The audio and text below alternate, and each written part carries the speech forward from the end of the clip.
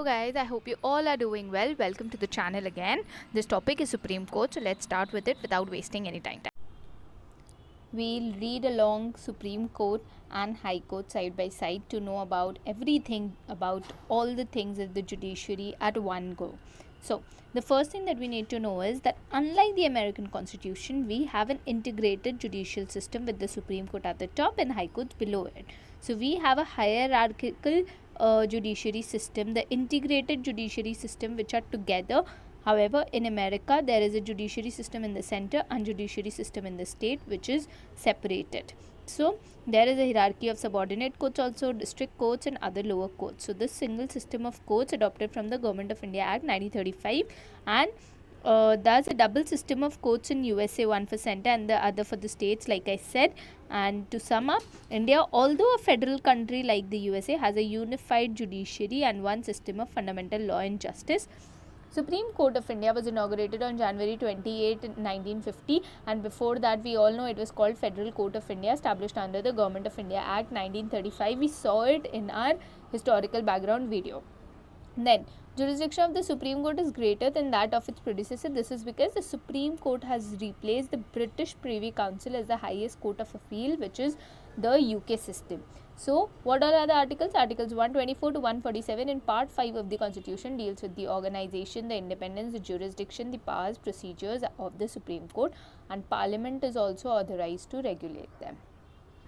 Similarly, in High Court case, High Court operates below the Supreme Court, but they are above the subordinate courts in the hierarchical structure. Then, judiciary in a state consists of a High Court and a hierarchy of subordinate courts, and the High Court occupies the top position in the judicial administration of a state. And how was it started? The institution of High Court originated in India in 1862 when the High Courts were set up at Calcutta, Bombay and Madras. In 1866, a fourth High Court was established at Allahabad. In the course of time, each province in British India came to have its own High Court, and after 1950, a High Court existing in a province became the High Court for the corresponding state. So, Constitution of India provides a High Court for each state, but 7th Amendment Act of 1956 authorized the Parliament to establish a common High Court for two or more states if there has been issues or for two or more states and a union territory. Then, territorial jurisdiction of a High Court is coterminous with the territory of the state, and the territorial jurisdiction of common High Court is coterminous with the territories of the concerned state and the union territories. Then, Articles 214 to 231 in Part 6 of the Constitution deal with the organization, independence, jurisdiction, powers, procedures and so on of the High Court. So, this is about High Court. Let's quickly look into further subordinate courts.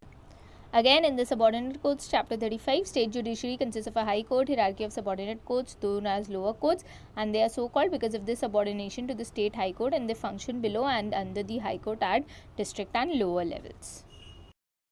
Now we'll look into the organization of the courts, the appointment of the judges, and then appointment of the Chief Justice of India, the qualifications of the judges, the oath or the affirmation, the tenure of judges, the removal of judges, the salaries and allowances, before going into more and before dividing the chapters into their parts. But right now we'll not look into just for the Supreme Court or High Court or subordinate courts. We'll look at it together. So, coming to organization of Supreme Court. See, at present Supreme Court consists of 31 judges in February. So, this is what all. This is nothing that is required here because this is just mentioning at present what all they contain and initially what was it. And initially, see, the original strength of the Supreme Court was fixed at 8, 1 Chief Justice, 7 other judges. However, this has kept increasing. So, now we come to appointment of judges. See, judges of the Supreme Court are appointed by the President. First thing that is important. Then, Chief Justice is appointed by the President after consultation with such judges of the Supreme Court and the High Courts as he deems necessary. And then the other judges are appointed again by the President, but on the consultation of the Chief Justice and such other judges of the Supreme Court and High Courts as he deems necessary. So, in short, again the work is done under President, but there is nothing of President, and the consultation with the Chief Justice is obligatory in the case of appointment of a judge other than Chief Justice himself, obviously. And then controversy over consultation. See, the Supreme Court had given different interpretation of the word consultation, that is mentioned here in this appointment of the judges. When it says about the consultation, Supreme Court had mentioned it in different interpretations. As in the first judge's case, the court held that the consultation does not mean concurrence and it only implies exchange of views. What does that mean? That means that this is not obligatory. It is just your views that you have given, and now president is free to select whomever he wants to. Then, in the second judge's case, court reversed its earlier ruling and changed the meaning of the word consultation to concurrence. Hence, it ruled that the advice tendered by the Chief Justice of India is binding on the president, which came back again to this obligatory. Then, Chief Justice would tender his advice on the matter after consulting two of his senior-most colleagues that they mentioned in the second judge's case. Then in the third judge's case, court opined that the consultation process to be adopted by the Chief Justice of India requires consultation of plurality judges. The sole opinion of the Chief Justice of India does not constitute the consultation process, should consult a collegium of 4 senior-most judges. So in second judge's case, it was 2 of his senior-most colleagues. Now here it is collegium of 4 senior-most judges of the Supreme Court, and even if 2 judges give an adverse opinion, he should not send the recommendation to the government. And then the court held that the recommendation made by the Chief Justice of India without complying with the norms and requirements of the consultation process are not binding on the government. However, in the 99th Constitutional Amendment Act of 2014, the National Judicial Appointments Commission Act of 2014 was replaced, and this replaced the collegiate system of appointing judges to the Supreme Court and High Courts with a new body called the National Judicial Appointments Commission, which said that yes, they will be appointing the judges in the Chief Justice of India. However, in 2015, Supreme Court declared both these 99th Constitutional Amendment Act and NJAC Act as unconstitutional, void, and the earlier collegium system became operative again. This verdict was delivered by the Supreme Court in the 4th judge's case. They opined that the new system would affect the independence of the judiciary because it would include our constitution also, because it would include the executive part also in the judiciary and would hamper the independence of the judiciary. So there was a question in 2017 mains which said, critically examine SC's judgment on National Judicial Appointment Commission Act 2014 with reference to the appointment of the judges of higher judiciary in India, and this can be one of your reference to that answer, and the rest we'll have to think and write, which if you people say, I would bring up an answer writing discussion video on this and we can complete our answer there. Then we come to appointment of Chief Justice. Practice has been to appoint the senior most judge of the Supreme Court there. However, this convention was violated in 1973 first when A.N. Rai was appointed as the Chief Justice of India by superseding 3 senior judges. And then in 1977 also M.U. Baig was appointed as the Chief Justice of India by superseding the then senior most judge. However, this discretion of the government is curtailed by the Supreme Court in the second judge's case, and the Supreme Court ruled that the senior most judge of the Supreme Court should alone be appointed to the office of Chief Justice of India. Then we come to qualifications of judges. Person to be appointed, it's very easy. See, should be a citizen of India, yes. Should have been a judge of High Court for 5 years or an advocate for 10 years. Then he should be a distinguished jurist in the opinion of the President, and from the above it is clear that the Constitution has not prescribed a minimum age. So for the members of the Lok Sabha and Rajya Sabha, there is a minimum age, but for people going for the judges of the Supreme Court, there is no such minimum age there. Then we ought to complete the oath or affirmation. See, to bear true faith and allegiance to the Constitution of India, uphold the sovereignty and integrity duly and faithfully, and to the best of his ability, knowledge and judgment, perform duties of the office without fear of error, to uphold the Constitution and the laws. So when you see to bear true faith and allegiance to the Constitution of India, you know that yes, Supreme Court is the protector of fundamental right and the interpreter of the Constitution, and if he does that, if he interprets the Constitution well, only then would he bear true faith and allegiance to the Constitution of India.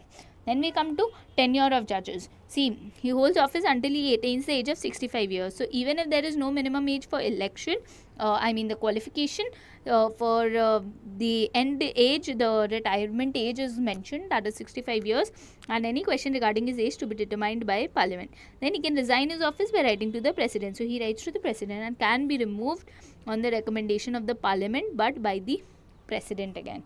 So these are the tenure of judges. And then removal of judges. See, A judge of the Supreme Court can be removed from his office by an order of the President, but it's not easy to remove a Supreme Court judge. President can issue the removal only after an address by Parliament has been presented, and the address must be supported by special majority. So you see, there lies the emphasis. It's not just ordinary majority, it's special majority. And then the grounds of removal are two: proved misbehavior or incapacity.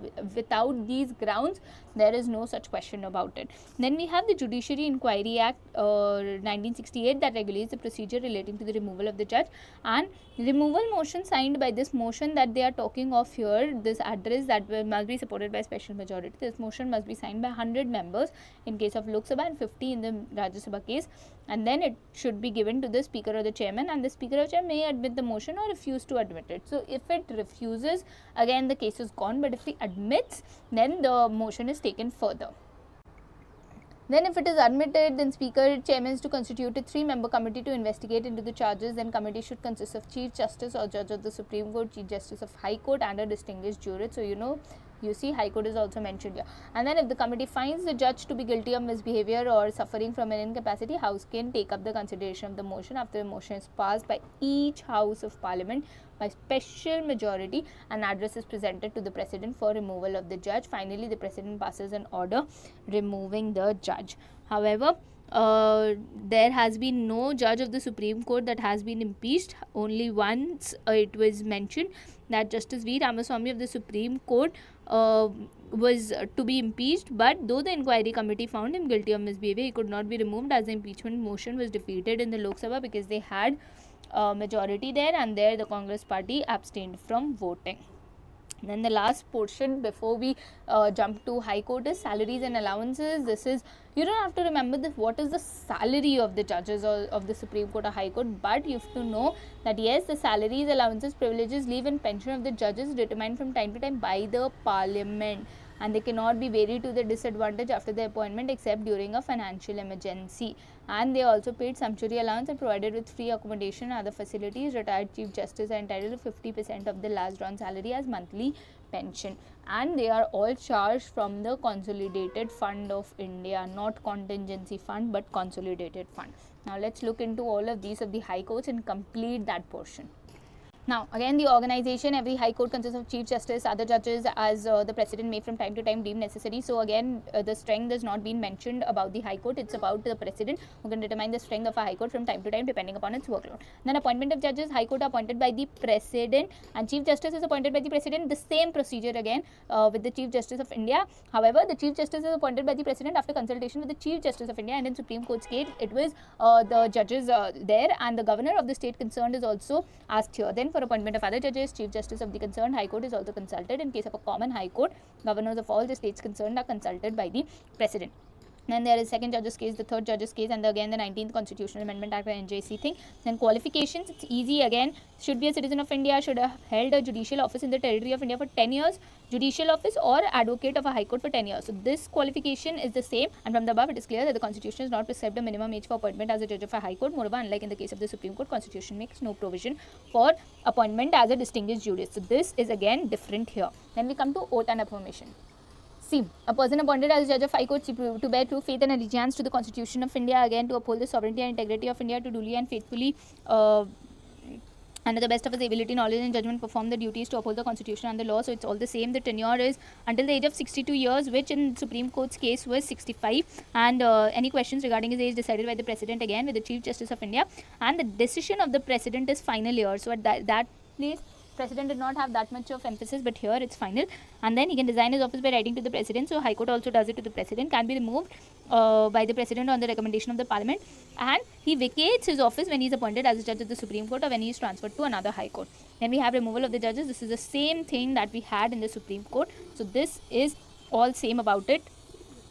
Then for the salaries and allowances, pension of the judges are determined from time to time by the Parliament again, and everything is same as the Supreme Court. Then transfer of judges is a small portion where it says that the President can transfer a judge from one High Court to another after consulting the Chief Justice of India. On transfer, he is entitled to receive in addition to the salary such allowances as may be determined by the Parliament, and this is always given here. This is it with today's video. We'll continue with the rest of the topics in the coming days. Thanks for watching.